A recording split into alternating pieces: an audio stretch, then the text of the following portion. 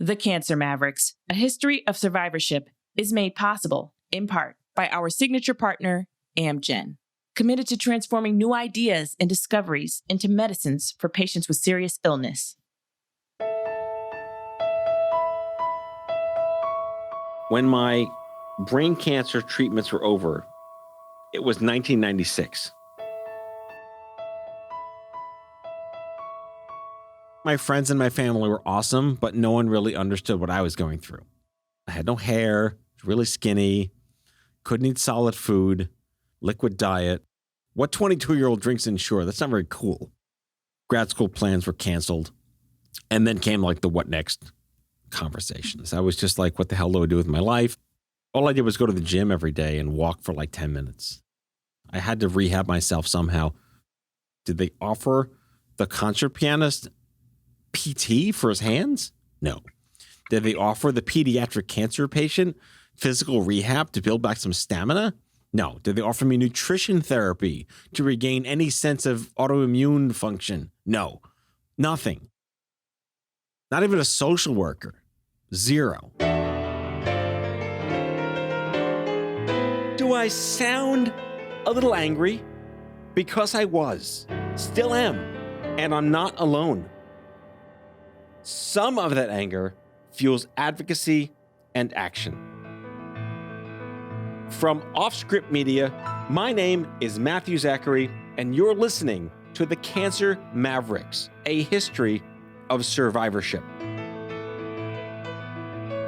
The story we're telling, the Mavericks we're following, are cancer survivors who walked away from the disease and into a mountain of problems. And then they turned around and did something important. They're journalists, oncology nurses, and really just regular folks like you and me. But they started questioning their doctors about debilitating surgeries or urging politicians to fund more cancer research. They were building support networks. They were growing a movement.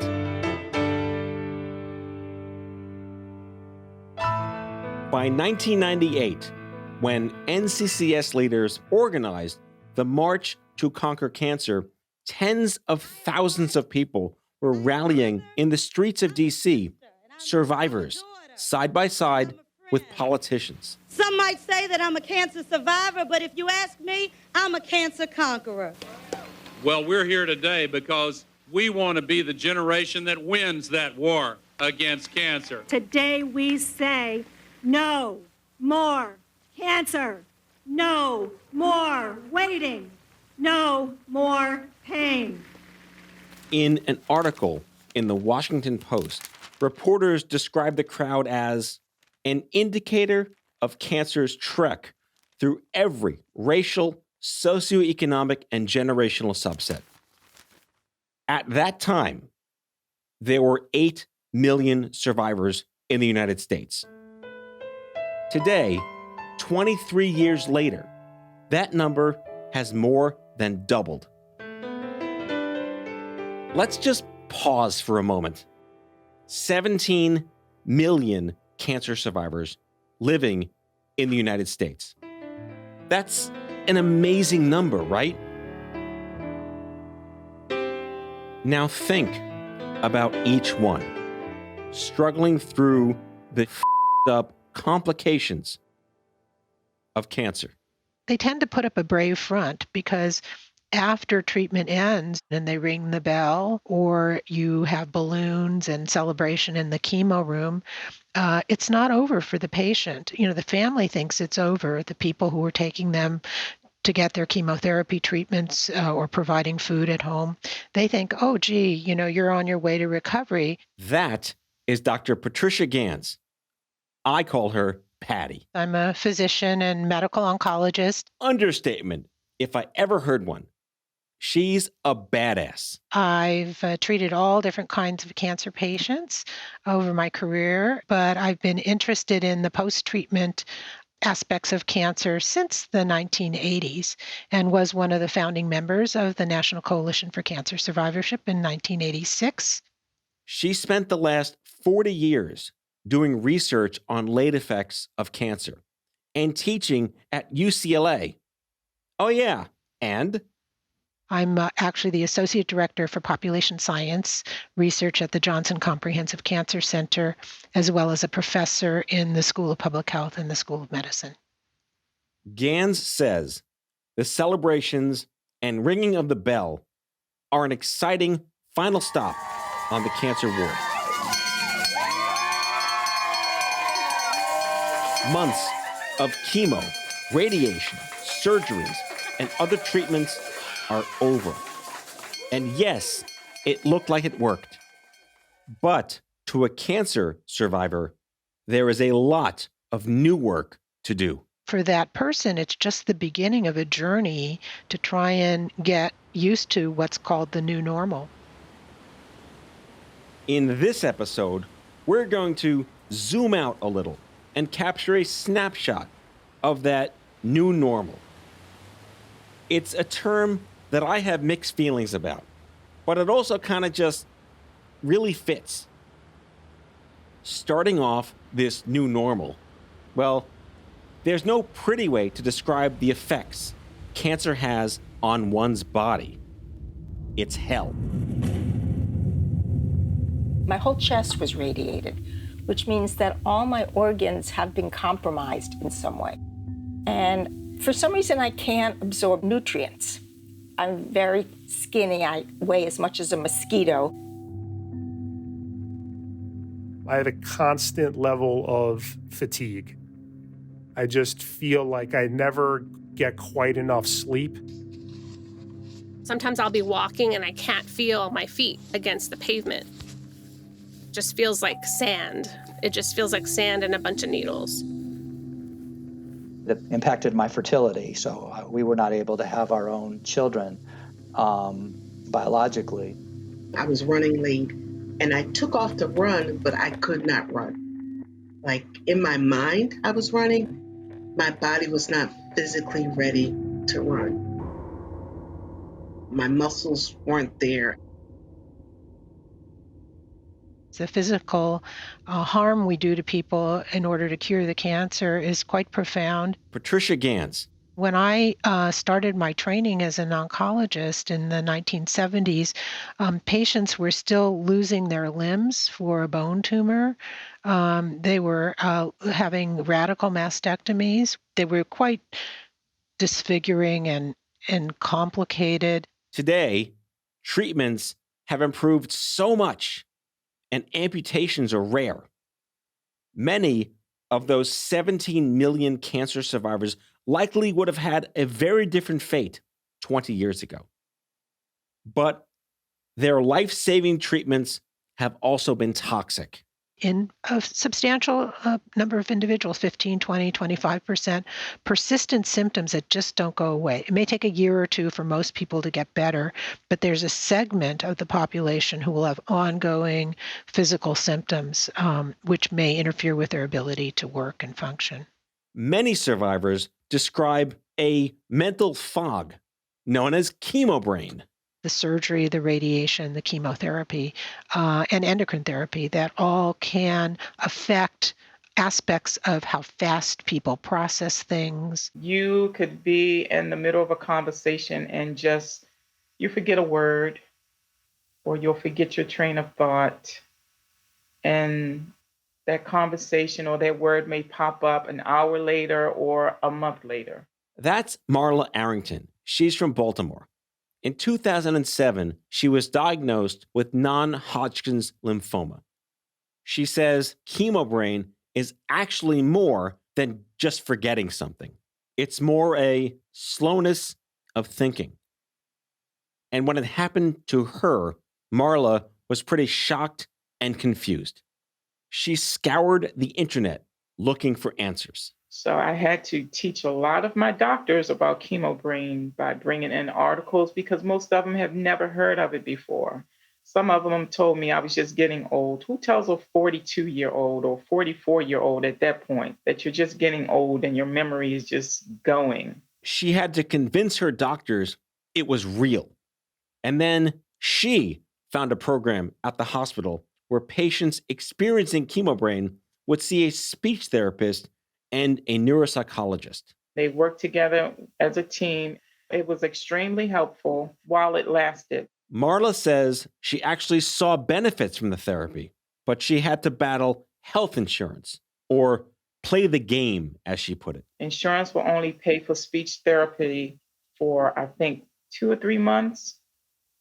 So you would have to try to play the game by choosing the last 2 or 3 months of the year and choosing the first 2 months. You would have to play that game. Under her plan, she was allotted only so much of this rehabilitation therapy. But that cap meant that Marla didn't get enough sessions, and she didn't see a long-lasting impact. Marla's chemobrain kept getting in the way of her day-to-day life. She says she found it really hard to do her job, a job she loved, and she ended up quitting. Dr. Karen Winkfield is a radiation oncologist and the director of the Meharry Vanderbilt Alliance. She says it's common for a patient's health insurance to cover the cancer treatments, but that's it. Nothing after that. It only covers active therapy. And then some insurance providers don't allow for mental health services. So I'm thinking just about psychosocial, but we're not even talking about physical therapy, occupational therapy. What happens if you're an adolescent young adult who ends up getting part of your bone removed because you have a sarcoma and you need physical therapy, long-term physical therapy to help with your walking and your ability to move? What happens if you turn 27 and you just came off your parents' insurance? Can't talk about the cancer survivor's new normal without talking about health insurance. What happens if you don't have insurance? My name is Rebecca Esparza. I live in Corpus Christi, Texas, and I was diagnosed with ovarian cancer at age 30 in November of 2001. I didn't have health insurance. Rebecca used money from her 401k to pay for her hysterectomy. But after using up her savings, she still needed chemo. I kind of languished in the system for a couple of months, applying for things, hitting a roadblock. One hospital system asked for $20,000 just to start things rolling. Rebecca was lucky. She found an income-based program that covered her chemotherapy. Without it, she says, she either wouldn't be here or she'd be trapped under a pile of debt. When you look at medical bankruptcy in the United States, cancer care is the #1 cause of medical bankruptcy. There's even a name for this draining of your assets and bank accounts. Look up the term financial toxicity. The National Cancer Institute defines it as problems a patient has related to the cost of medical care. A recent study in the journal Health Affairs showed that cancer patients are 2.5 times more likely to declare bankruptcy than those without cancer. After this break, we'll hear how the cancer survivorship movement pushed doctors to recognize the emotional toll of cancer.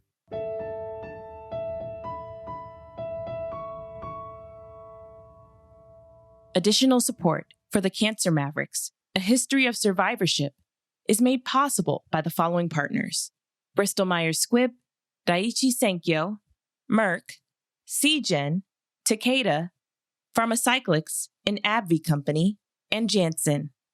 Learn more about these supporters at cancermavericks.com. So you know by now that cancer made me pretty angry. In fact, it brought out a whole slew of emotions. Producer Mary Rose Madden is going to break that all down for you. There's a heaviness to experiencing cancer up close, and it doesn't go away when you're supposedly in the clear. The new normal has its own emotional weight. The mental toll that it takes on you is the hardest part. It's the biggest challenge. I think that I'm currently facing with my cancer, and it's probably the last thing they prepare you for when you're going in to fight it. I had 4 or 5 friends that was going through treatment with me. I'm the only one left. I have survivor's guilt. I have sadness. I started going to counseling and seeing a therapist. They talked about me having PTSD, and it was real. And I thought, okay, it's not me. I'm not crazy. Up to 55% of survivors report cancer-related PTSD, and 30% say they feel anxious or depressed following treatment. Terri Shinzei was diagnosed with a rare type of kidney cancer when she was 6 in 1960. She's been a survivor for so long, she's like an expert. For a while, her doctors tried to help her gain weight. You heard her in the beginning talking about how she weighs less than a mosquito. At one point, they suggested hooking her up to a bag of extra nutrients. I looked at the doctor and went, what? Who are you talking to? You can't be possibly talking to me. She was connected to the bag for 10 hours a day, about 5 days a week. And I got very depressed. I wasn't sure I wanted to keep living like this. And so when I asked the doctor, how long am I going to be on this? And she said, well, this is it. This is probably how you're going to have to live. I said, I can't live like this. I don't want to live like this. They stopped the line of nutrients. And today, Terri is a solid 90 pounds, happy, performing original music in New York City. Bright bouncing balls that soar and quickly rise, come crashing down sometimes. Dr. Gans says for a long time, honestly still sometimes today, nobody noticed the limited physical function, the depression, the chemo brain, neuropathy, etc., etc. Doctors were accustomed to looking at the tumors, not so much the patients. And many friends and family just thought when treatment was over, all that's behind us. But some cancer badasses, or mavericks, like Ellen Stovall and Gans herself, saw what cancer survivors were going through. They were alive, but not thriving.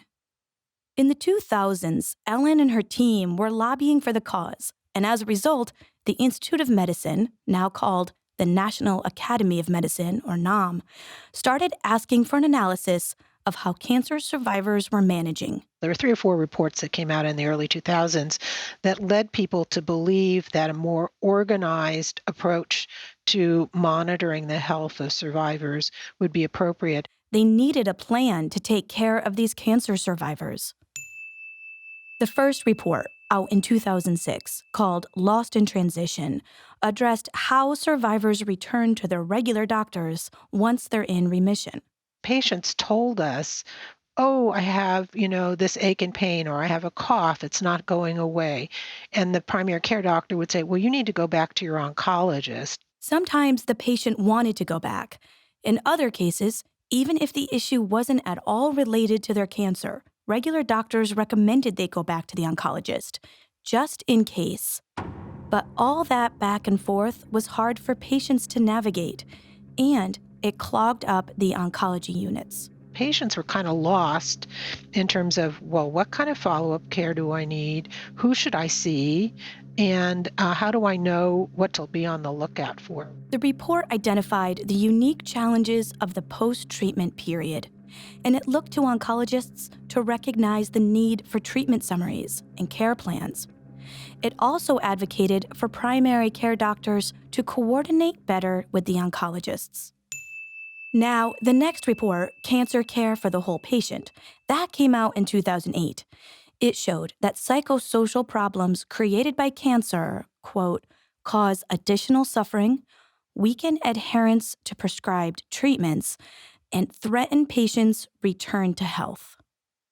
Basically, it said psychosocial treatment must be part of a patient's standard of care, that it was just as important as the physical stuff. The report was written by leading cancer experts and scientists. It was a big deal. We need to see them as whole people and address them as whole people. That's Brad Zebrack. He's an oncology researcher as well as a social worker. When we attend to the psychological and social aspects of people's lives during therapy, but even afterwards, we see much better health outcomes. The research bears this out. But would the cancer world take this research and change?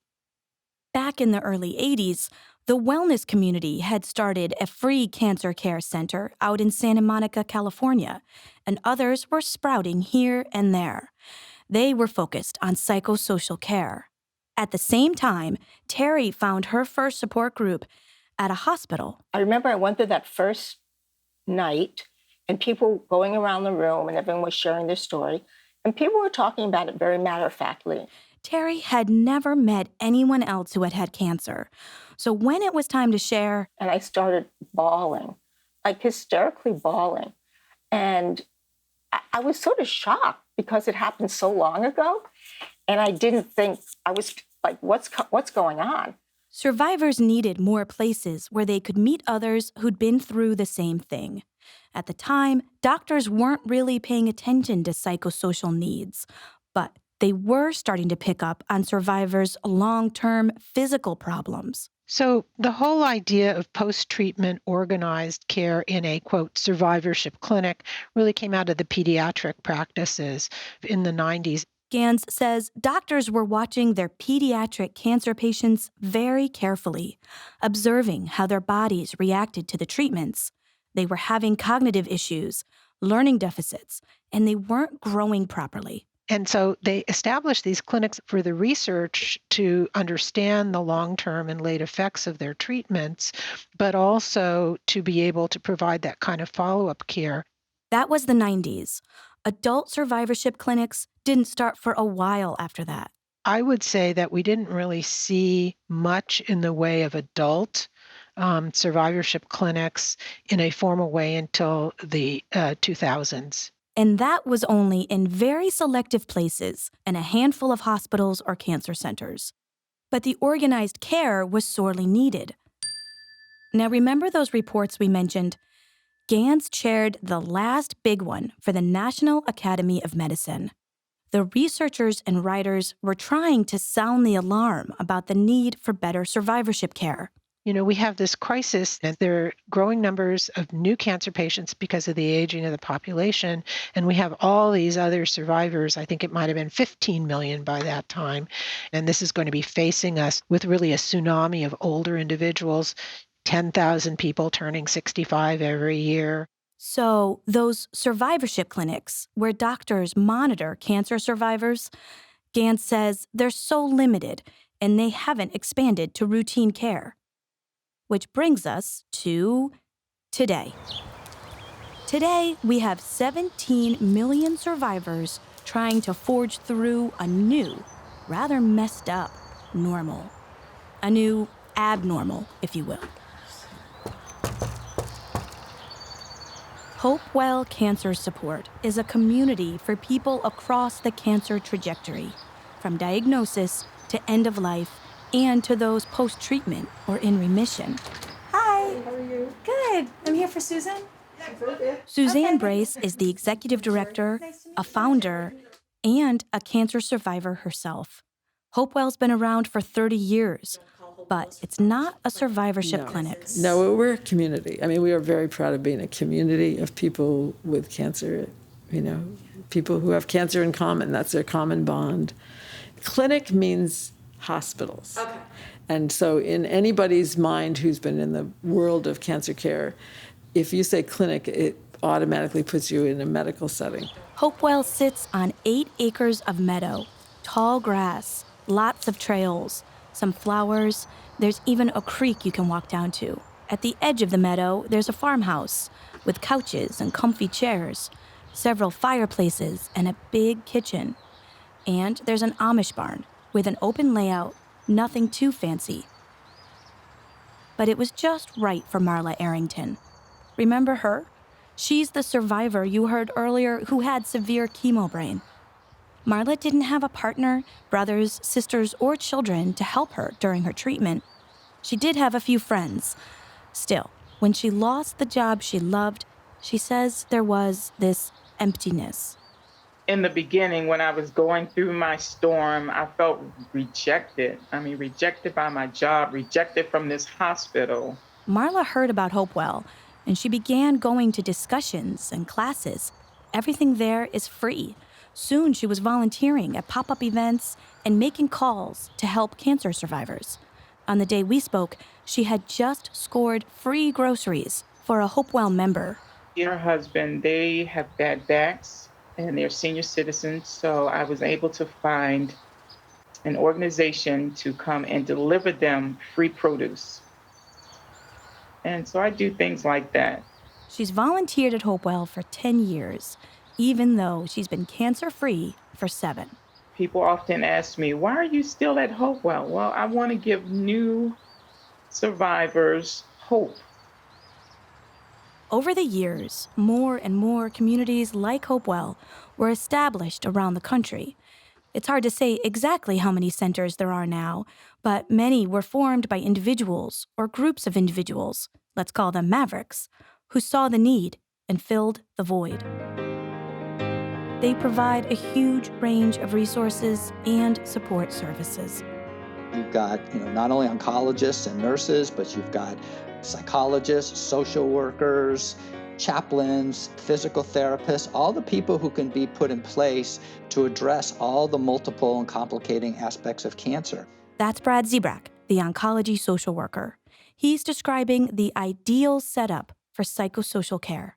We're at a point now where some centers have it, some centers don't. There's really inconsistency across the country. Dr. Gans says what type of survivorship care you get really depends on where you get your cancer treatment. Physicians in oncology vary in their interest in taking care of the whole person. It's like they've identified the problem. They've even identified some solutions. But the people who are most likely to benefit from those types of supportive care services don't have access to them, don't use them, and therefore don't benefit from them. And I think we're still struggling with those inequities in the healthcare system today. My name is Brigitte Hempstead, and I live in Seattle. Brigitte remembers her experience in 1996, trying desperately to get a mammogram.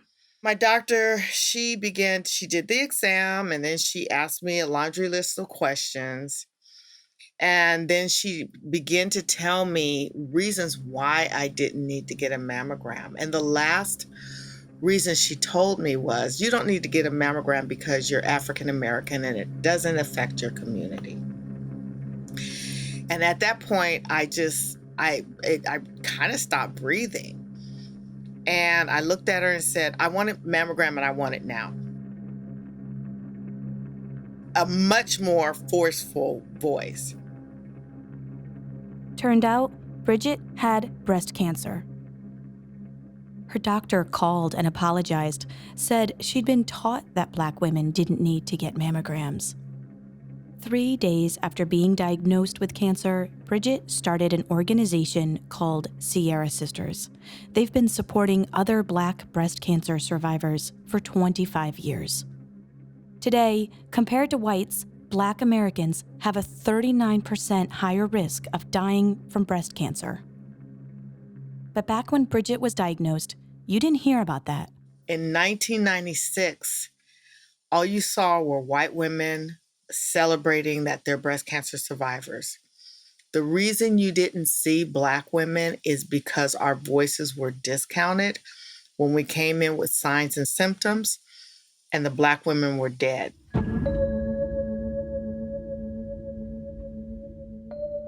Disparities have gotten better over the past 30 years, according to the 2020 American Association for Cancer Research Disparities Progress Report. But for more than 4 decades, African Americans have had higher cancer incidence and mortality rates than all other racial and ethnic groups in the United States. Dr. Karen Winkfield, the radiation oncologist and director of the Meharry Vanderbilt Alliance. Oftentimes when people talk about cancer disparities, there are some people who automatically roll their eyes because they assume that we're talking about disparities related to race and ethnicity. And while that is one of the largest gaps, let me make it clear that there are disparities in terms of cancer incidence, meaning number of new cases, and outcomes for a variety of different populations. Rural populations, LGBTQ plus population, adolescent young adult population, older adults. But the most egregious case of not only health disparities, but cancer disparities we see in the Black community. Systemic racism has meant Black people get unequal, lesser cancer care. The healthcare system and survivorship services have a long way to go to make cancer care more equitable. Winkfield says right now, both seem to cater to the privileged. Think about it. You're expected to take off from work. So if you're a worker, if you are somebody who actually gets paid for the time that you work, hourly wage earner, and you have to go to a doctor's office for initial consultation, set of labs, whatever, you could be there half a day, right? At minimum, sometimes for the initial consultation. But you also have to get there. What happens if you don't own a car? You know, what happens if you live in a rural community? It's literally an all-day affair. An affair that can't be avoided, but has a huge cost. That was senior producer Mary Rose Madden. So what have we learned? Well, surviving cancer can get you physically, emotionally, and financially screwed up. And then it's time to go back to work. After the break. The Cancer Mavericks, A History of Survivorship, is a product of OffScrip Media, the first podcast network and educational publisher focused on health equity and patient advocacy. Learn more about our growing network of podcasts and critically acclaimed docuseries at offscrip.com. That's offscrip, no T.com. Surviving cancer felt like a job in and of itself. I mean, you're the executive director of your health insurance, your psychosocial care, your very own future. But really, you also need to keep the lights on, right? How are you going to pay the bills?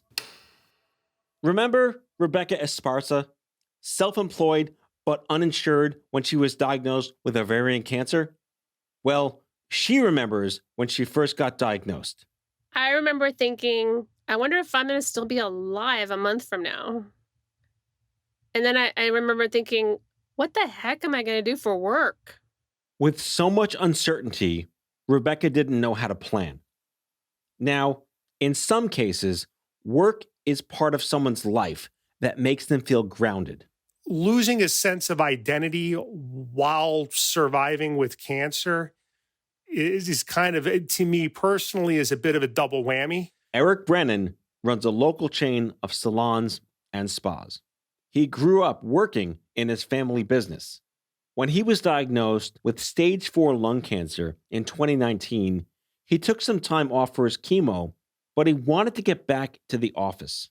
I don't want to let anybody down, my parents or anybody else that's on the team and the company. And, but that's certainly superseded by, I will not let my children down either. And trying to really balance that out is something that I'm struggling with. He said, living with cancer as a chronic disease is like having a dark cloud follow you all day. The number of cancer survivors who either return to work or work during their treatment, well, that number varies between cancers.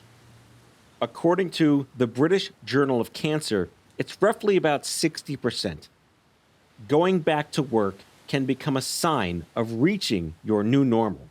So survivors can experience everything from total acceptance, people going totally out of their way to accommodate them. The most dramatic contrarian to that is just being faced with blatant discrimination. That's Barbara Hoffman. She was at the NCCS meeting in New Mexico back in 1986. She's now a clinical assistant professor of law at Rutgers University. She says most survivors today don't face outright discrimination because of their cancer experience. That improvement is in large part because of the Americans with Disabilities Act, the ADA. It requires employers to provide what's called reasonable accommodation. And it's a balancing test. The accommodation should be individually tailored to that person's needs, but also takes into account the employer's needs. What's the nature of the job? What is a reasonable balance? Kim Hall Jackson was never able to find a reasonable balance at her job. Kim was diagnosed with colorectal cancer in December of 2008. At the time, she was working for a large event planning company in Philly. She needed surgery, chemo, and radiation. She kept working through it all. My job was 100% supportive. They made time for me to take off. I had extended family leave. It was very accommodating. But once her treatment ended, things changed. Kim was asked to only make her doctor's appointments outside of work hours, and the problems only grew from there. My new normal is that I'm a frequent flyer when it comes to bowel movements. So when I say frequent, I go to the bathroom anywhere between 8 to 12 times a day. That's my new normal. And they asked me where I was all the time. And I said, I'm going to the bathroom. Her supervisor started asking Kim to sign in and out whenever she left her office, including all those trips to the bathroom. I was livid. I just was like, are you kidding? Kim faced other issues too.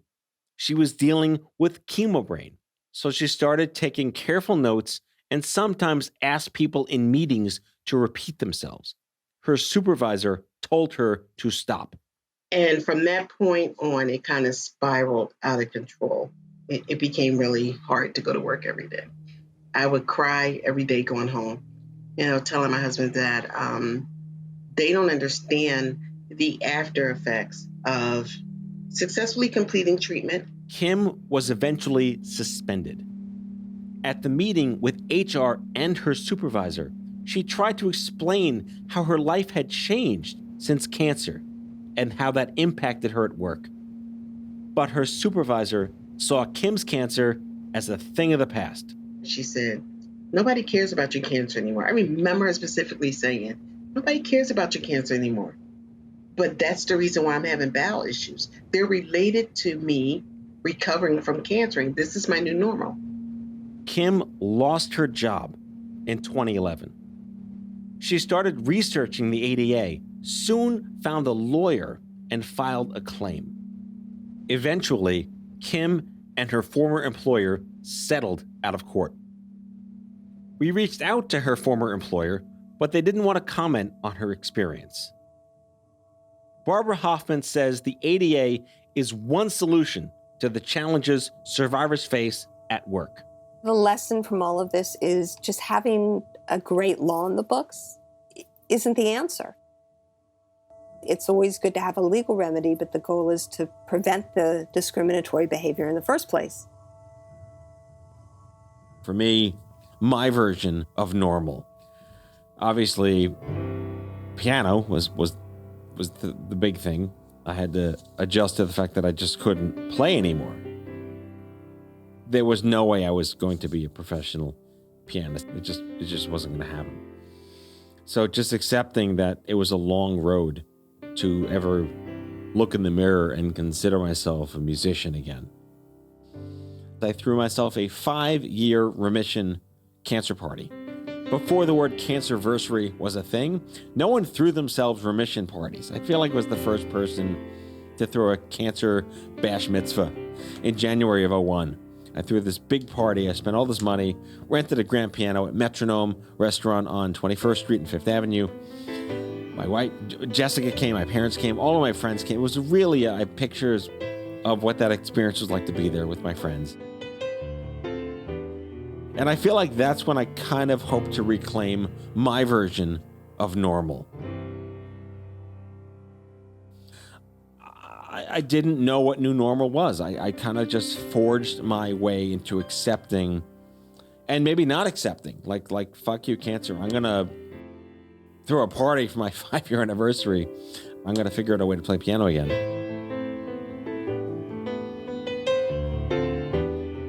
And I did. Maybe I'd never be able to play piano like I did before. But that's not the point.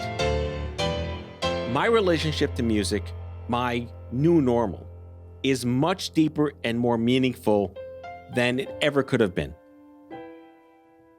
I mean, it helped me live. Really live.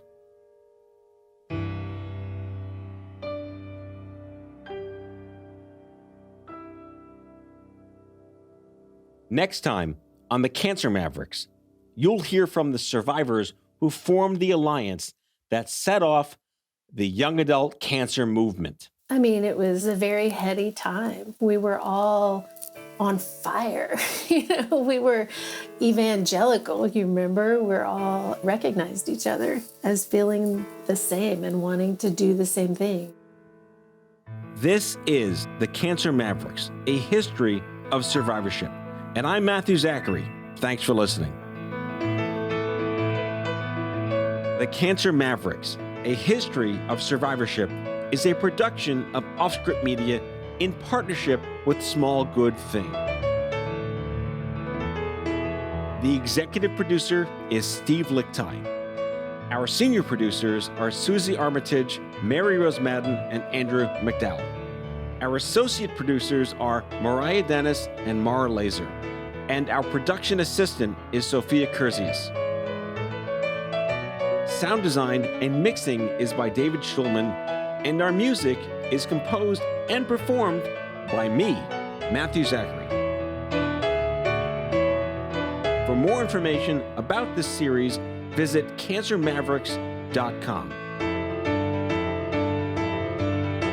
That's cancermavericks.com.